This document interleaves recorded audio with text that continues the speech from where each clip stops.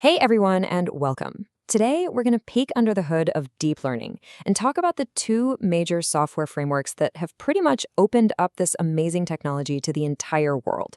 So let's dive in. You've probably heard the term deep learning just about everywhere, right? It's in the news, it's powering your favorite apps. But why now?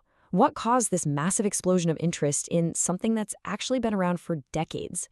Well, that's the big question we're going to tackle.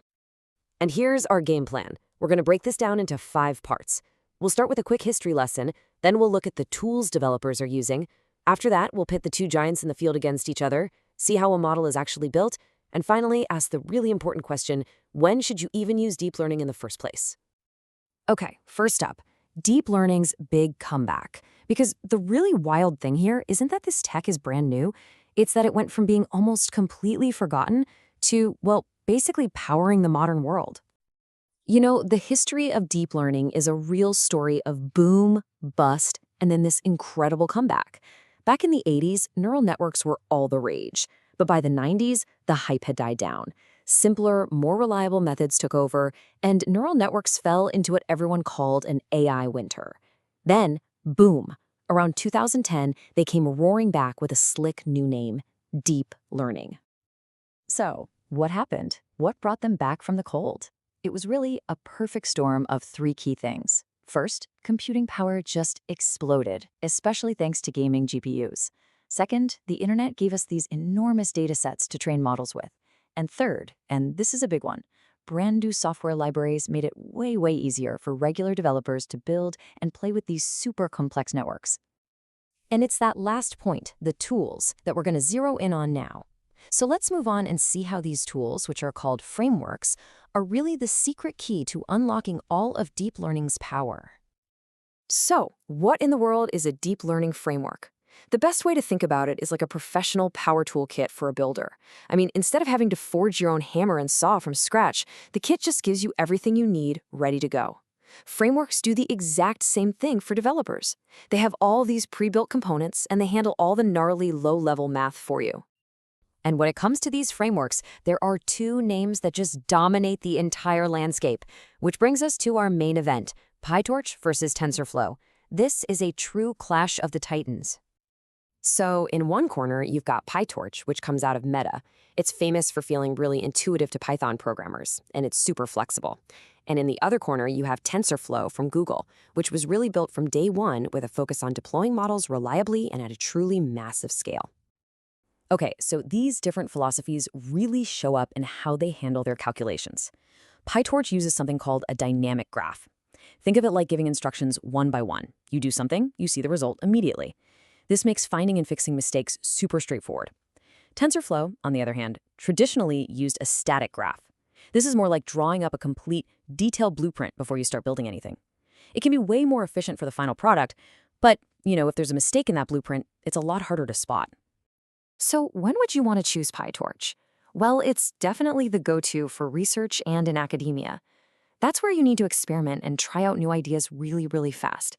Its flexibility and easy debugging make it a favorite for anyone trying to push the boundaries of what's even possible. But you'd probably pick TensorFlow if your main goal is getting a model out into a real-world application. Its whole ecosystem is designed for production. It has tools like TensorFlow Lite for running models on phones, and a whole suite of tools for managing a project from start to finish. All right, let's switch gears a bit. We've talked about the toolkits, but what are they actually building? I want you to imagine you're building something with digital Lego blocks.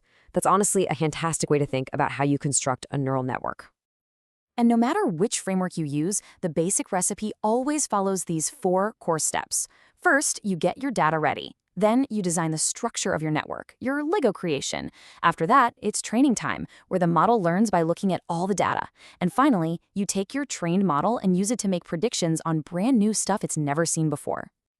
To make this feel a little more real, let's just imagine we're building a simple model to recognize handwritten numbers, 0 through 9, from little images. This is a classic hello world problem in deep learning, and it's a perfect way to understand how the architecture works. So how does the network actually see the digit?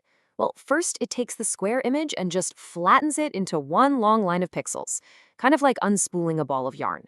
Then the real magic starts happening in those middle layers. They act like a series of filters. The first ones look for really simple patterns, like tiny lines and curves. Then the next layer combines those into more complex shapes. Think of it as one part recognizing the loop of a 9 and another part recognizing the straight lines of a 7. The final layer acts like a judge, looking at all these features and giving a score to each possible digit. Whichever number gets the highest score, that's the network's final guess. But how does it learn to get the right answer? That's where this really clever process called backpropagation comes in. Imagine the network makes a guess, and it's wrong. It's told, nope, that was a 9, not a 4.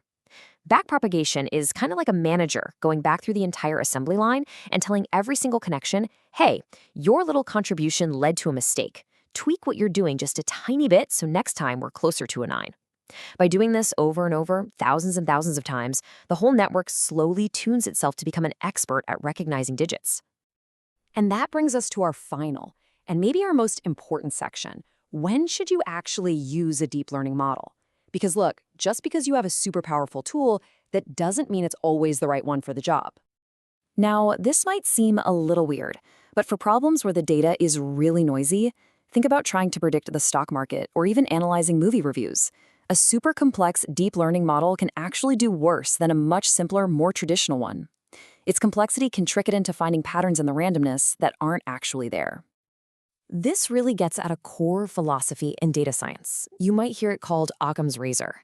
The idea is, if a simple model works just as well as a complicated one, you should pretty much always choose the simple one. And a huge reason why is that they are just way easier to understand and explain to someone. So where does deep learning truly shine? Well, it's at its best when the signal is way, way stronger than the noise. Think about tasks that involve perception, like identifying a cat in a photo, transcribing what someone is saying, or translating between languages. In those cases, especially with huge data sets, deep learning's ability to pick up on incredibly complex patterns is just unmatched. So the big takeaway here is this. Frameworks like PyTorch and TensorFlow are absolutely revolutionary toolkits, but they're not magic wands. The real skill is knowing their strengths, knowing their weaknesses, and choosing the right tool for the right problem. And that really just leaves us with one final question. As these incredible tools get even more powerful and even easier to use, what are we going to build next? I mean, if the history of technology has taught us anything, it's that when you give smart, creative people better tools, amazing things happen. What those things will be, well, that's the exciting part. Thanks so much for joining me.